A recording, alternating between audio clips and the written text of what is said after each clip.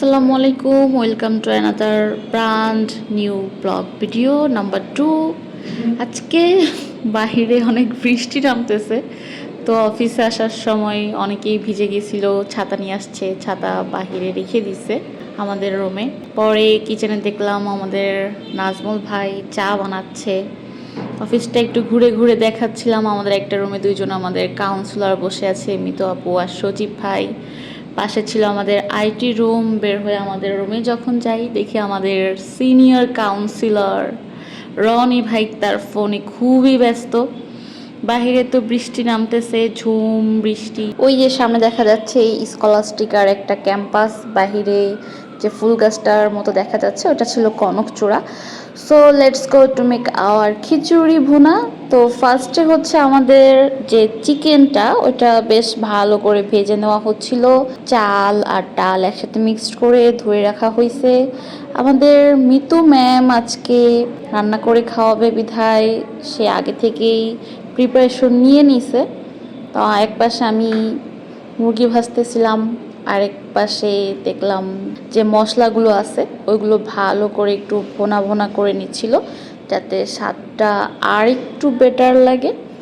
তারপর চিকেনগুলো যখন একেবারে ভাজা ভাজা হয়ে গেছে, দেন আমি আলু কিছু ভেজে নিচ্ছিলাম যাতে কোনো একটা ব্যাড স্মেলটা না আসে। যখন রান্না শুরু করে দিয়েছি তো দেখলাম যে সজীব ভাই তার ফোন নিয়ে চলে আসছে ছোট্ট ছোট্ট রিলস বা কোনো একটা ভিডিও তৈরি করার জন্য। আমরা বেশ মজা করতেছিলাম।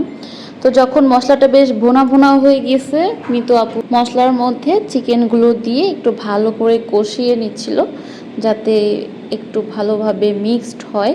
মিতু আপুর সাথে আমি স্মৃতি আপু যতটুকু পসিবল কাজে হেল্প করতেছিলাম, আর পাশে দাঁড়ায় আমাদের বিতিক সজীব ভাই ভিডিও করতেছিল আর আমাদের বিনোদন দিচ্ছিল বিভিন্ন ফানি কথাবার্তা বলে।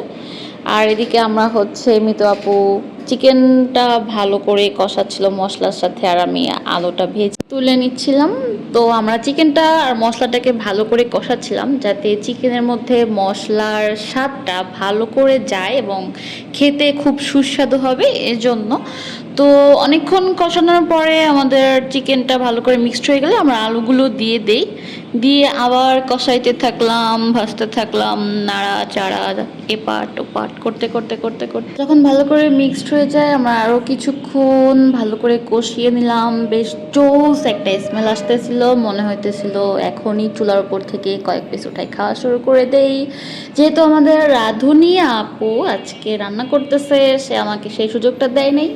তো লবণ ঝাল কেমন হয়েছে মিতু আপু একটু টেস্ট করলো, তারপর বললো যে বেশ স্বাদ মতো হয়েছে। আর এদিকে এত জোস একটা স্মেল আসতেছিল, মনে হচ্ছিল এখনই খাওয়া শুরু করে দেই। ভাইয়া আপনার প্রাইস আপনাকে কেউ কিনবে না ভাইয়া।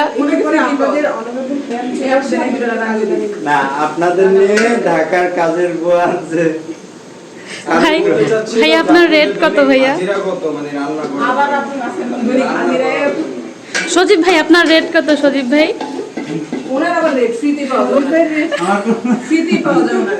সজীব ভাই কোনো রেট নাই, সবসময় কাছে পাবেন।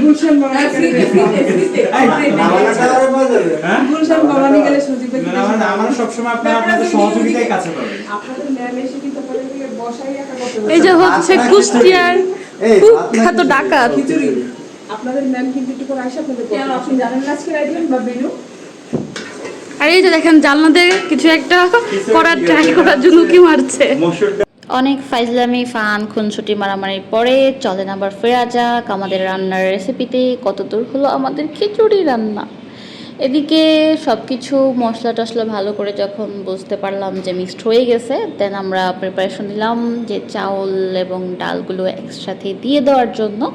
মিতু আপু ঢেলে দিচ্ছিল, স্মৃতি আপু কোনটা দিয়ে সব কিছু একসাথে মিক্সড করার জন্য ট্রাই করতেছিল। কিন্তু অনেকগুলো চাউল, প্রায় 15 জন মানুষের রান্না হবে, সো সে একটু হিমশিম খাচ্ছিল, যদিও তার কষ্ট হচ্ছিল। আমি পাশে দাঁড়ায় ভিডিও বানাইতেছিলাম, তার কষ্ট দেখে মনে হইতেছিল যে না একটু আমিও নাড়াচাড়া করি, কিন্তু পরবর্তীতে হচ্ছে মিতু আপু ওনা থেকে নিয়ে নিছিল, মিতু আপু মিক্সড করে দিচ্ছিল। আর এই যে আমাদের বিতিক সজীব ভাই ক্যামেরা একটা পাইছে, ফোন নিয়ে সবার ছবি তুলতেছে, রিলস বানাইতেছে। আর বিতিক বিতিক ফানি ফানি কথা বলতেছে। আয় হায়, কাকে জানি ভিডিও কল করে দেখাইতেছে যে এই যে আমাদের কামলাগুলো আজকে খিচুড়ি রান্না করতেছে, অফিসের মধ্যে ভিডিও কলও চলে না। ঠিক আছে ভাই ব্রাদার, মানুষ করাই যায়। বেশ অনেকক্ষণ যাবত চাল, ডাল, আলু, চিকেনগুলো একসাথে মিক্সড করে বেশ কিছুক্ষণ ভালোভাবে মিশানোর পরে হচ্ছে রেখে দেওয়া হবে। তো আর একটু ভুনা ভুনা করে নিচ্ছিল যাতে খাবারের স্বাদটা একটু বেশি লাগে। সব কিছু পরিমাণ মতো ঠিক করে দেওয়া হয়েছে। তারপরে হচ্ছে আমরা একটু পানি গরম করেছিলাম আলাদা, তো সেইটাও এখন ঢেলে দেওয়া হচ্ছে। পানি দেওয়ার পর আমরা কিছুক্ষণ মিক্সড করব, দেন রেখে দিব যাতে ভালোভাবে ভাতটা বা খিচুড়িটা হয়ে যায়। এদিকে স্মেল এত সুন্দর আসতেছিল যে মনে হচ্ছিল যে আর রান্না করার দরকার নাই, যতদূর হয়েছে এনাফ হয়েছে, সবাই থাল বাটি নিয়ে আসো, পেড়ে তেড়ে খাওয়া দাওয়া শুরু করে দেই। আমাদের মৃত্যু আপু আরেকটু পানি দিয়ে দিচ্ছিল যাতে খিচুড়িটা বেশ ভালোভাবে সিদ্ধ হয় পরিমাপ মতো। দেন হচ্ছে স্মৃতি আপু আবার মিক্সড করে দিচ্ছিল যাতে পানির সাথে মশলাগুলো, চিকেন, আলু সব কিছু একসাথে ভালোভাবে মিক্সড হয় সে ট্রাই করতেছিল।